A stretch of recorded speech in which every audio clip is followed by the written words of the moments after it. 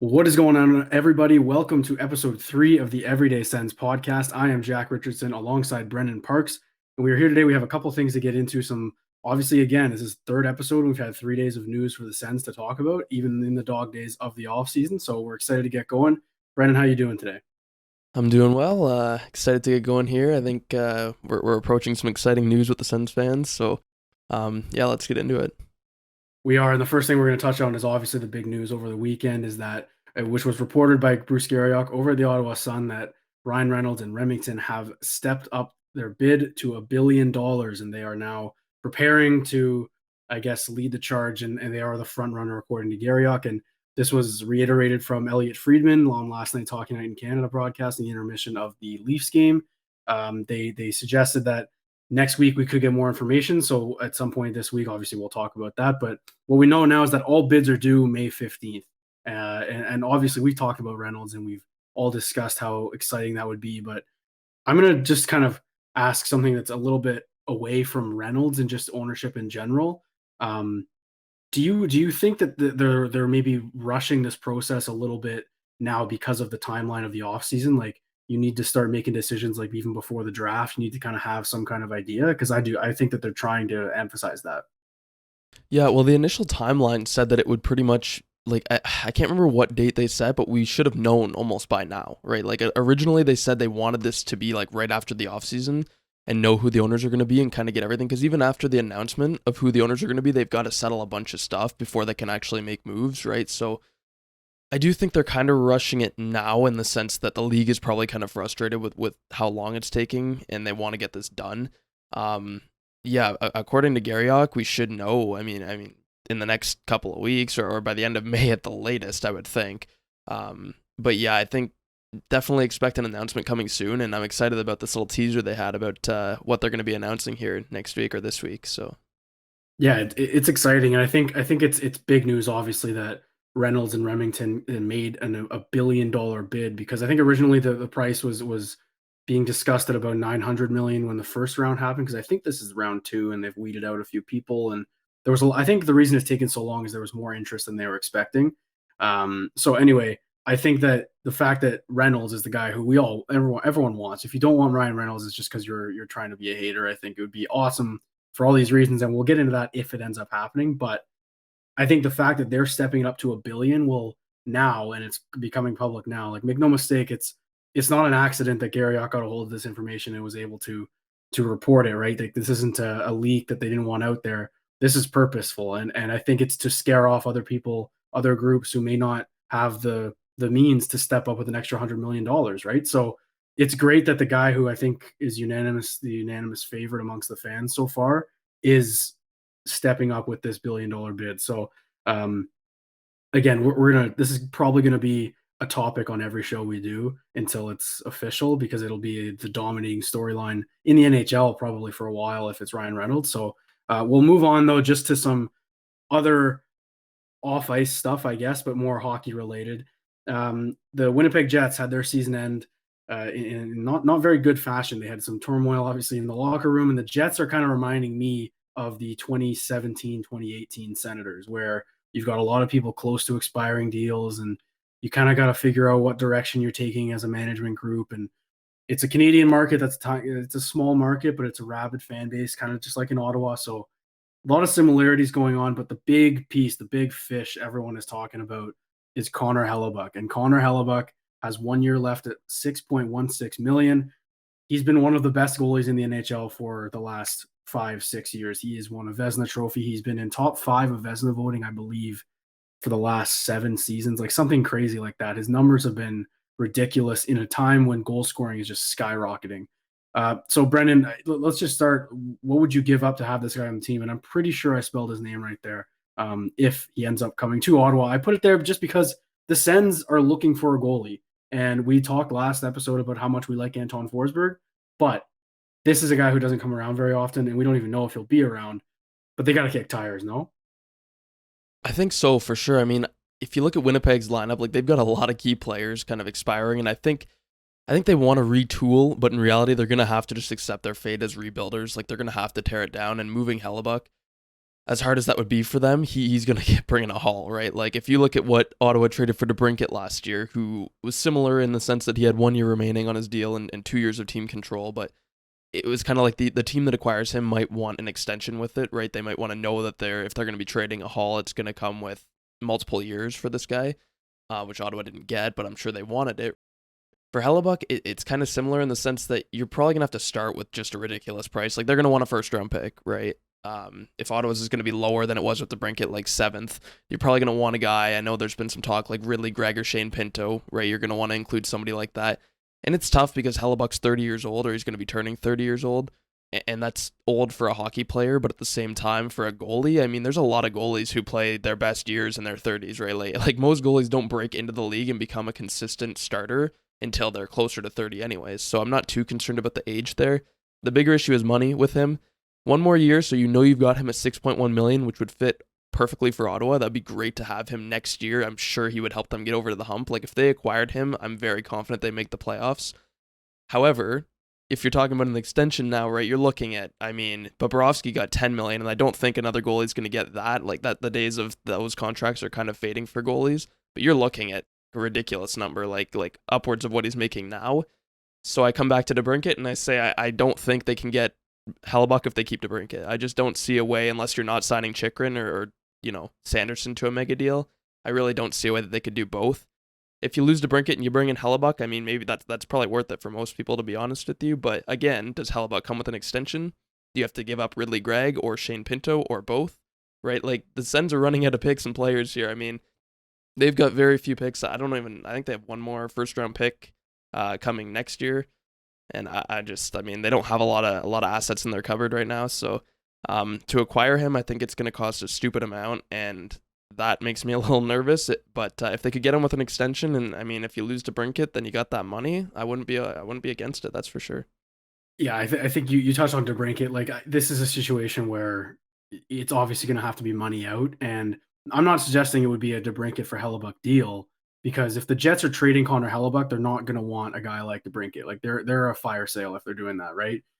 They're going to be looking to move Kyle Connor, and because he's he's the same, I think a bit older than DeBrincat. Like it's just like interesting, a, a different dynamic. So you could see a world maybe where even the Sens move DeBrincat for just complete future assets and then use those future assets to get Hellebuyck. I It think that could would be be one of those ideal. scenarios.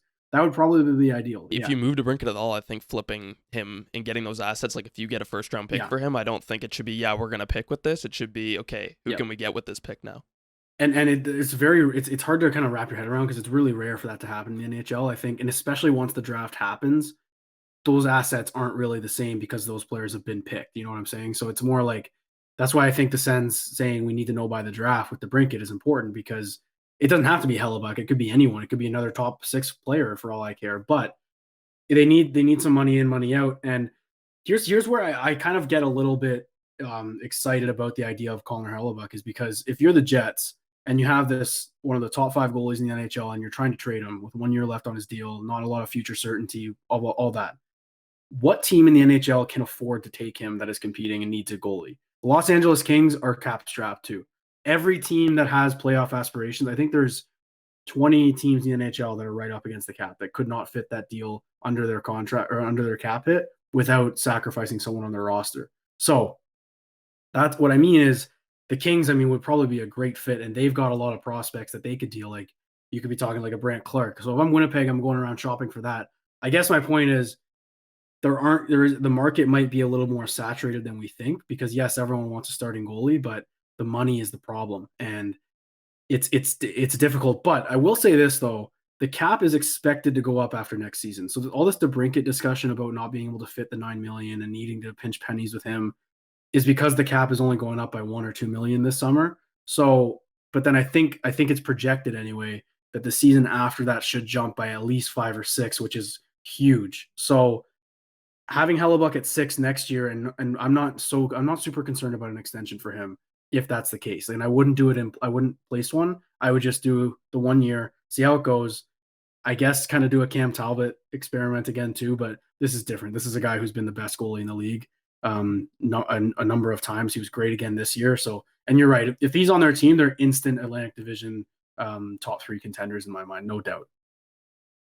Yeah, for sure. I think it can't be understated how good he is. Like he's been ridiculous. I think he had a 920 save percentage this year, but the big thing too, he played 64 games, which was the most of any goaltender. Like he plays a lot of games, right? And he owns that. Um a lot of people, it kind of comes back to is a lot of people think you only really need an average goalie if you have a good team in front of them, right? And you can save money at that goaltending position. I agree. I looked at the Stanley Cup winners though the last few years, and there was a common theme that the goaltenders generally had excellent playoff performances. I think it was like Kemper, and then um, you've got like Binnington had a ridiculous run in the playoffs a few years ago. And if you look at each team that won, their goalies were excellent in the playoffs. So if you get to the playoffs with an Anton Forsberg, say, and then he kind of wets the bed a little bit in the playoffs, you're probably not looking too good. You got to get there first, of course. But if you bring a guy like Hellebuyck in, you kind of know he's gonna be that guy who can really solidify your crease. Otherwise, I mean, I'd definitely call the Jets, right? Like you said, the market is saturated, and any team is gonna be in trouble when it comes to acquiring somebody like a Hellebuyck who's gonna cost you a lot. It comes down to what you value. Do you value a top five, maybe even top three goaltender over an Alex DeBrincat? If you lose him, and even with the cap rising, I still think they'd have to lose him in this case, just because you have to extend Chikrin too, and he's going to cost a lot. And I think you prioritize Chikrin a little bit there, but um, I think it just comes down to what you value and what do the Sens value. Do you think you can get away with signing a Varlamov and rolling with that and seeing what happens with Sogard? I mean, you'd be confident, right? But at the same time, if the Jets are asking a feasible price, then do you pull the trigger on a deal for Hellebuyck, right? So, definitely worth inquiring. I wouldn't put my money on it right now. I think it's a far-fetched thing to begin with. It's kind of a fun topic, but I don't know there's any actual rumors out there other than him saying he wants to contend. Yeah. But yeah, I mean, it's a fun discussion, and I think it's something to watch as the summer goes on. And look, Hellebuck's the kind of player where if he's saying I want to contend, the Jets will try and contend. I legit think he is. All their other roster players are a bit of a question mark, but it looks like they are bringing back Rick Bowness. I think that was announced this weekend. So I don't know. I don't expect them to even trade him at all, but it's just not often that a player like this becomes available or a goalie like this becomes available. And we've been saying that for DeBrincat. We said it for Chikrin, and they both ended up being Senators. So who knows? We'll see. All right, so let's get into some off-season predictions. This is going to be kind of a broad, I guess, just what do we think could happen? Um, what's your? I'll let you go first with your first three here, and just I don't know. There's no parameters really. It's just what do you think is going to happen for the Sens this summer once the playoffs are over? Yeah, so I think this would be good if we return to this just before the season and kind of see how we did. Now, it's a little tempting to be bold with these because they're not supposed to be bold predictions. They're supposed to be things we actually think will happen, but at the same time, like it's a little more fun if you get spicy with it. So I'm going to start off with something that I feel pretty confident about, though. Daniel Alfredsson rejoins the Senators in a hockey operations role. So I'm going to say that he comes into a front office role, not on the bench or anything, but he kind of comes in under new ownership. And I really do think this will happen because he talked about it a lot last year, and he's interested in it. Like it's pretty clear it's the worst kept secret right now that Daniel Alfredsson wants to be a part of the Senators. And I think having him there would just be the cherry on top, right? If you get Ryan Reynolds and new ownership in here, they're doing everything with the team, the excitement's there, and then they announce, you see on Twitter, Daniel Alfredsson is rejoining this group, and I mean, that would be the cherry on top of an excellent summer. So I'm confident in that one, and I really do think it'll happen. Yeah, that's a good one. I can't argue with that. I think that's this might even turn into a wish list instead of a prediction because that would be. I think you're right. It's in the stars. I'll go with my third, and I'm going in order. Like this is the last one I say is going to be the most I guess out there for prediction. Okay, so this one I've got Pierre Dorion returns, but DJ does not.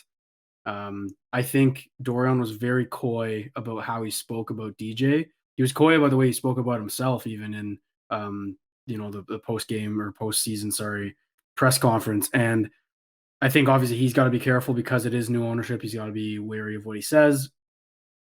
But there was a question. I can't remember who said it, but who asked it, but uh, to Pierre being like, if you're back, is DJ back? It was straight up, and it was a great question, and he didn't really answer. So in years past, Dorion would have absolutely given him the nod. I just mentioned the Jets. Kevin Cheveldayoff gave Rick Bowness the nod. He's going to be back next season.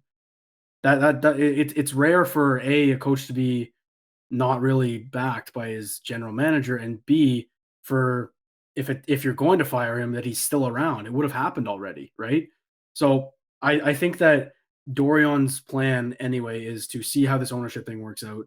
If they decide to keep him around, which I do think might happen just for the start anyway of this season, because like this whole rebuild's kind of building up to this 2024 season. I think ownership's going to say, "Hey, it's your call," and then Dorian will have to make a decision. I do think that he will let go of DJ once that happens. So it's just an interesting timeline, but that's my prediction. Just my third one there. Yeah, I agree with that one too, because Dorian's been involved in a lot of these ownership meetings. Like, he's been in the room with meeting with like Ryan Reynolds and meeting with these different groups, and it'd be kind of weird if they did all those meetings and then immediately came in and just fired him, right? I think I think, I don't think DJ's been in a lot of those, so I think that's a pretty accurate assessment. I mean, it would make sense too to keep Dorian, fire DJ, and kind of, the team hasn't been good enough, so you have to hold somebody accountable. It's hard if you're not holding anybody accountable and you're just letting the exact same people come back who have, achieved very little over the last several years. So I agree with that one for sure. I think I don't think it's too out there. I'm excited to hear your other two, because that one's pretty accurate actually. So you set the bar high with that one. I'll get into my next one, and which one should I do? I'll do a more fun one. I'm gonna say Eric Brandstrom signs for 3 years or more, and it's a little bold, a little spicy, because Ottawa's got some players. They've got Clevin there. They've got some guys who, it might make a little less sense to sign Brandstrom long term, but I think it's a priority. I think that's something that they should be looking at, and Brandstrom's the ideal candidate for it, right? They might be a little scared after Joseph last year, after he signed that 4-year deal, and then immediately kind of it looks bad, like you almost want to trade it already. Brandstrom's coming off of an excellent year. He kind of solidified himself in the NHL. He's going to be turning 24, so I think he'd be okay with job security, right, in a contract negotiation. Instead of money, he might be okay with signing for longer term and less money. A lot of guys in his situation are, because like he's had one really good season now, but I mean, can he replicate it? Who knows? I think if you can get him at a deal at like $2 million or less, maybe that would be excellent. And so I'm going to go with Brandstrom signing for 3 years or more. I think 4 years is the sweet spot. I like that a lot, and especially the longer you go, the better the number is going to look probably in that third, fourth year. The reason I like it is if you can, even just 2 years, if you can sign him until Chikrin expires, that's ideal for me, because then you can literally replace Chikrin. If like, way down the line in 2 years here, if Chikrin's pricing himself out of Ottawa, or he's not, a lot can happen, then you've got Brandstrom who can just literally fill that role. So I like that a lot. It's kind of like, the Lightning traded McDonough last summer and then just signed Sergachev to a monster deal because he just replaced him. So I like that a lot. All right, I'll go with my second one here. And it's going back to the crease. We talked about Hellebuyck a little bit, but that's not my prediction. I'm going to say that the Sens are only going to bring in a PTO goalie to compete with Sogard and Camp. I like this for a number of reasons. I think there's value for goalies who make under entry level deal. Obviously, I mean, look at Alex Lyon in Florida. He obviously lost the crease, and he wasn't good in the first round for Florida. But and at the time, everyone's listening to this, you'll know if the Panthers advanced or not past the Bruins. But he lost the crease to Bobrovsky in the playoffs. But that being said, Alex Lyon was making $750K or something like that. I don't know if he was a PTO, and that's kind of just the salary range I'm talking about, like a cheap goalie who it's not a huge financial commitment like a Varlamov would be. And you limit the risk of, we gotta worry about what if Forsberg gets outplayed by both, and now we've got a problem. So I like it cap wise. I like it practically and financially. And I still, like I said, I believe in Sogard. I don't think he's an AHL goalie. I think he did well in Ottawa, and I think being a backup for a full season or starting 30 games, so like kind of a 1A, 1B, would be very beneficial to him if everyone remains healthy. So it's not even really a prediction. It's kind of what I want to see if you can't find a stud. And that's where I think the Sens are going to go, the direction they're going to go in. Yeah, I like that one. I'm with you. Like, I almost predicted that they wouldn't acquire a goaltender externally.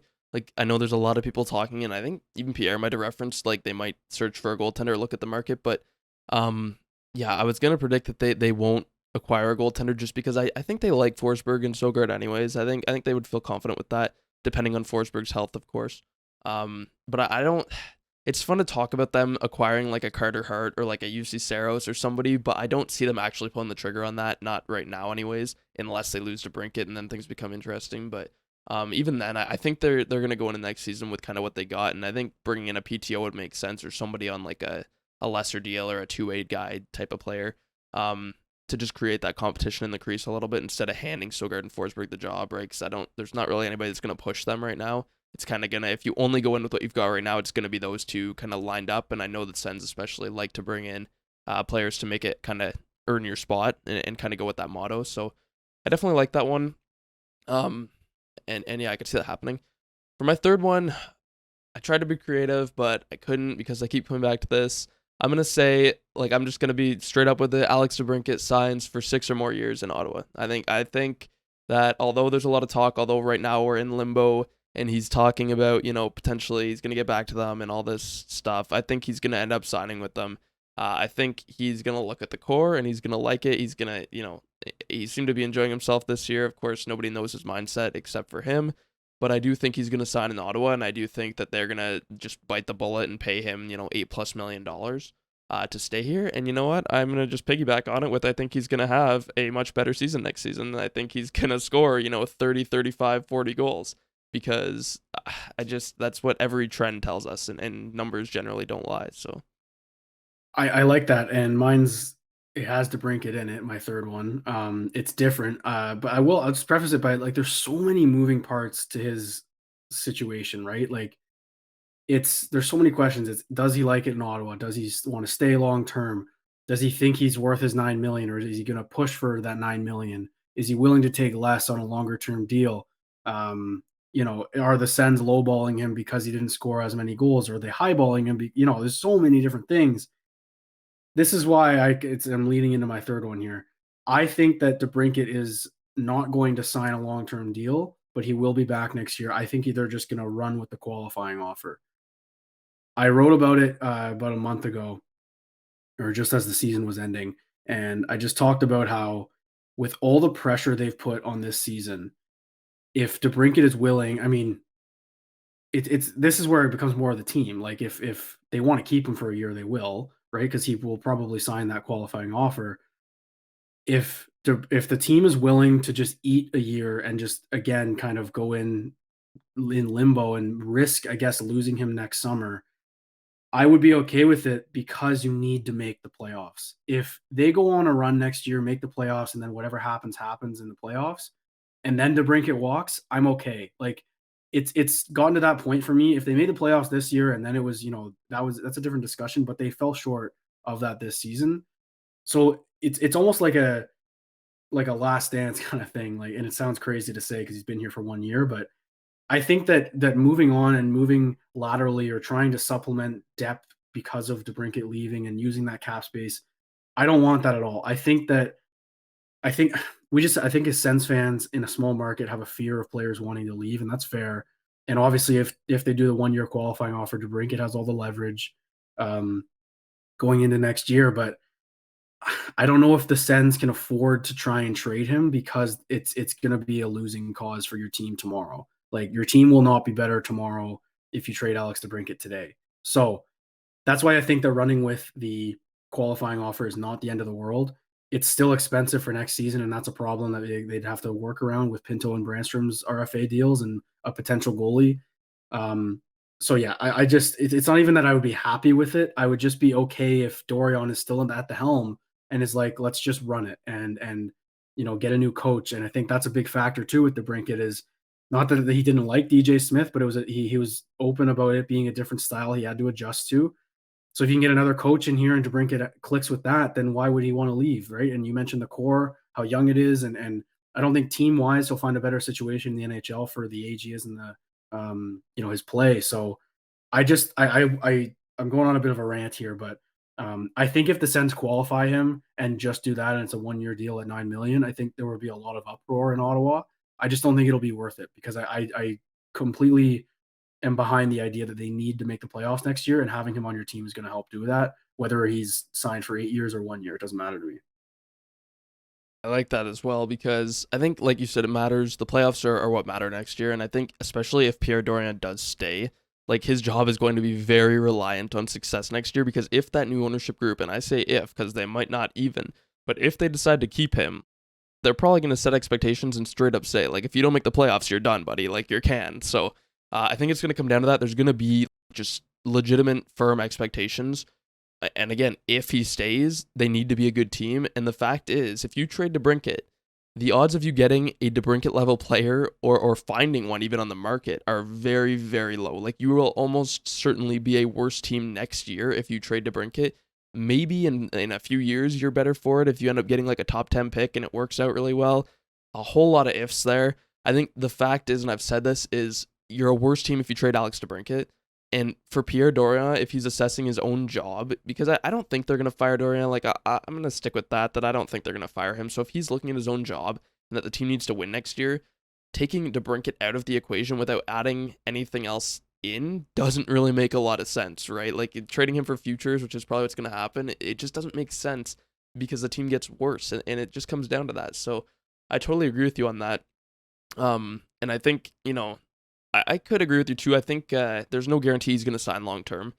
I kind of say that just because, I don't know, maybe it's just optimism. I'm just hoping it happens. But keeping him for 1 year could make sense. And that gives you the whole year too. Like, if he wasn't totally happy. Because the other thing too is, as much as it's his choice and he can decide that he wants to leave, even if he says that, I mean, is he going to sit out all of next season? Like, I don't think he's going to waste his 26-year-old season sitting on the bench because he's sour about it. I think even if he said, like, I'd like to be traded, players request to trade all the time, straight up say they want to leave and then continue to play for the team. Like, look at Jacob Chikrin. He kept playing friggin' well in Arizona, right, for over a year. Like, he requested a trade a couple times and they just said, you know what, we're not going to trade you right now. You're going to keep playing. And he did very well. So at worst, I mean, DeBrincat says he wants to trade. There's no good deal there. They sign him to a 1 year deal.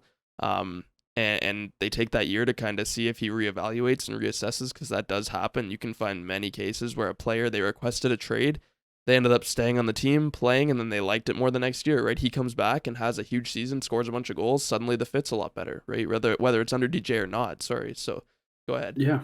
No, it's okay. And it's, you made some great points there too that I didn't even bring up. Like if, let's say, you bring him back on a 1 year deal and it's not going well next year, then you talk about trades. Like, I think it'll be a Mark Stone situation again, which is fine. And if that's the case, but like we all said, if DeBrincat's on this team and they're all healthy, they should not be near the basement of the league. They should not be in the middle of the pack. Like, the standard I'm holding them to is top 3 in the Atlantic Division. That's what I want. And I think that's completely fair to hold them to now because they have DeBrincat under team control. When they traded for him last year at the draft and Dorion was asked about the contract, because it was a big question mark, obviously, that he was 1 more year and then a year away from UFA or 2 years from UFA. And Dorion said we have him under team control for 2 years. I think you're right. If Dorion is still at the helm, I don't see him trading him this summer, even if DeBrincat doesn't want to stay long term. So, or even just sign a contract. Like, I'd sign him to a 2 or 3 year deal if he wants that. Like, players do weird things all the time for their contracts and stuff. And I can see the Sens, going on this Calgary-esque run from last season where they're maybe not best in the Atlantic, but you know what I'm saying? Like, they're a great team. And yeah, there's going to be this DeBrincat situation looming over their head the whole time, but who cares? Like we need to make the playoffs next year. And this is the cost of sports. It's, you go out and get these guys that are studs, and it's a gamble. You have to gamble on your team. And I think that the idea that has been in a lot of people's heads this whole season where, oh, if he doesn't want to sign long term, like, get him out of here. I don't buy that anymore, especially with all the pressure that's now on next year. Like, the pressure is there. They bought this asset knowing what the contract situation was going to be, and they've done their best to make him feel at home and make him feel comfortable, like playing top power play, playing lots of minutes, whatever. I don't know if you can blame the team if DeBrincat leaves and they keep him for next season. Like, I don't know if I'm going to buy that narrative. Yeah, for sure. I think there's definitely something underlying with him if he decides to leave, because there's really nothing, and even if you don't like the system and stuff, there's really not much else that's been wrong for him on the ice or with the team anyway. Like, who knows what he feels off the ice, like, about Ottawa and stuff. I mean, he's an American guy. He's never lived in Canada, so who knows? That does happen. But again, like you said, I mean, even if he's not happy and wants to be traded, you can still keep him. I mean, yes, you have that looming over you the whole season, but I'm sure he's still going to be a quality player and still going to help your team. So, yeah, I mean, he's a hard one to discuss right now because you kind of say the same things, right? Like we're just sitting here waiting for him to come back with the decision, but um I mean, I'm just saying I don't think his decision really matters that much because you don't have to trade him this offseason unless he's literally going to sit out, which I don't think is plausible. So, either way, yeah, I think you're in a good spot with him. Like, I think you're in a better spot than people think. Because I think a lot of people, if he says he doesn't want to stay here, it's going to be a panic. It's going to be like, okay, we got to trade him for whatever we can get now, and the value's way down. And I don't think that's the case. I think you could very well keep him. You could play him. You could trade him at the deadline. You could do whatever you want. And I think there's a good chance he would just decide to come back anyways. Exactly. I think we should do like a blind kind of like take the name, the last season out of the equation. If it was this summer and the Sens needed a top six forward, and there was a guy with 1 year left at $9 million who could score 40 goals for you, help your top power play, make you a dominant 5-on-5 team with two strong lines, I would take that in a heartbeat. I would trade Ridley like you know what I mean? I'm right back where I was last summer doing it. So the notion like, oh, if he wants to leave, we can't have him on a 1 year deal. I don't buy that whatsoever. I think that's just maybe PTSD from the Stone and Carlson and Duchesne situation. But yeah, this is a completely new regime, new ownership. Like it's gonna be a completely new outlook for the Senators. And it's fair if DeBrincat wants to wait. It's literally his decision. I'm not gonna blame him for wanting to leave, but I also don't have to like him if he wants to leave. You know what I mean? But I think the Jets are doing it with Dubois as well. Similar situation, although that's way different. He's been outspoken, being like, "I want to test the market in 2 years," and they Yeah, he keep wants to re-upping play in him. Montreal. That's the problem. Yeah, like that's different. There's nothing like that with DeBrincat. It's just a bunch of speculation. That if he wanted to stay, he would have signed a long-term deal. Yeah, yeah, but he's been here for 10 months. He got traded last June at the draft. It's been 10 months. Do you not think that if Ryan Reynolds comes in, that pushes him in the signing direction? Like It he should. said so many times, I want to see the direction of things this offseason. I want to see where the Yeah, organization is heading. Like, are they going to yeah. be a true contender? And if Ryan Reynolds comes in, and the hype will be unbelievable. Like, there's going to be so much hype around this team. With all that hype, are you really going to sit there and say, yeah, I'd like to be traded, please? Like a month after Yeah, Ryan Reynolds comes in. It's just, I don't know. I yeah. have a hard time believing that would happen. And if it does, then I mean, you make a decision. But again, I think you're in a good spot. I'd be really shocked if he I mean, if he doesn't want to stay and ends up getting traded. I don't know if we'll hear the actual reasoning, whatever. Like, oh, I don't believe in the future of this team. But I'd be. It would be hard for me to believe if that's the reason because, like I said, like I can't think of any team that fits his timeline age wise in the NHL. Like maybe Buffalo, like that's it, and they're a bit younger even than the Sens. So I don't know, man. Like it would be a discussion. Obviously, we're gonna ramp it up for the draft for sure because that's the timeline that Dorian gave him a little bit. But you're right. The ownership I think matters a lot for the contract and signing bonuses, and he's gonna be the first big deal signed, hopefully under new ownership, which is kind of a big deal, right? So we'll see what Mr. Reynolds is all about if that's the case. So that asterisk that I keep saying, if gets smaller and smaller as the days go by here because he's clearly the fan favorite. So, all right, Brennan, that's it for our off-season predictions. I liked all of those, and I liked how our biggest one kind of linked in together a little bit. A bit of opposing uh, predictions there, but like I didn't even really mention with yours though. But like I wouldn't be surprised if he signs long term tomorrow. Like it's just one of those things, right? All right, I don't know if there's anything else you wanted to touch on just before we wrap up here. There's a couple game sevens. We're recording this Sunday night just before I guess the Bruins have just dropped the puck. So we're gonna see Jeremy Swayman in game seven, see how that goes for the Bruins. But anything else you wanted to touch on? Just the team down the 401 finally won a playoff series after 19 years. So what were your thoughts last night? That's what I was I going to liked your ask you. yeah, I liked your tweet, like the God help us all. That was pretty funny. Yeah, it wasn't as unbearable as I was expecting, and maybe that's just because I wasn't looking at Leafs Twitter directly, but I was expecting them to go back to my top six, tweet about how I liked Ottawa's top six more, which is just a troll job I by still myself. do. I still Yeah, I do. mean, it was a troll job, but like I wasn't actually kidding. I mean, I actually like long term. I mean, even if you look at them this season without Josh Norris, they weren't that far off at 5v5 production.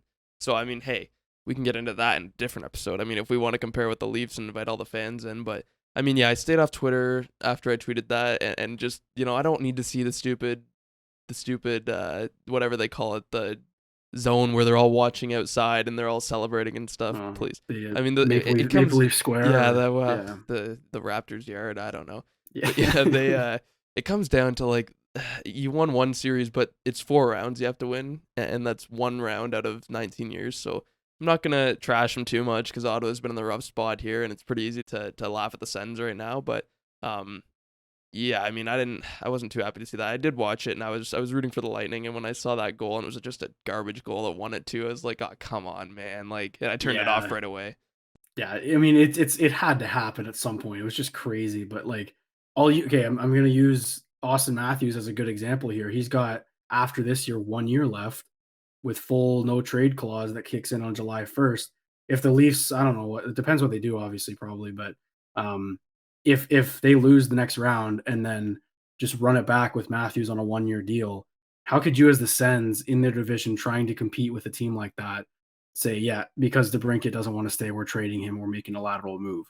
I just don't think you can sell that to the fan base, and I think I'm going to be pushing that narrative hard.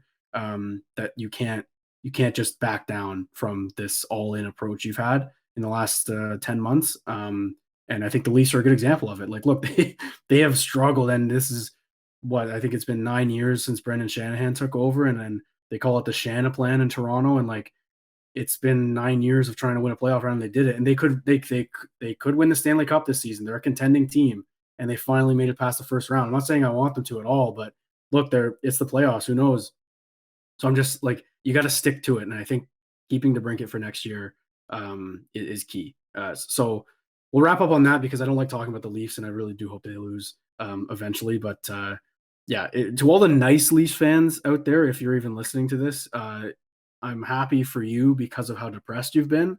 But that's it. If you're mean to the Sens at all, and you come at us for not making the playoffs at all, like it was a fun meme that the Sens had not made the playoffs in 6 years, and in all those seasons, the Leafs had not won anything in the playoffs. So that unfortunately came to an end last night. But we'll see. Hopefully, the Bruins can pull it out against the Panthers because that would be an absolute collapse if they don't.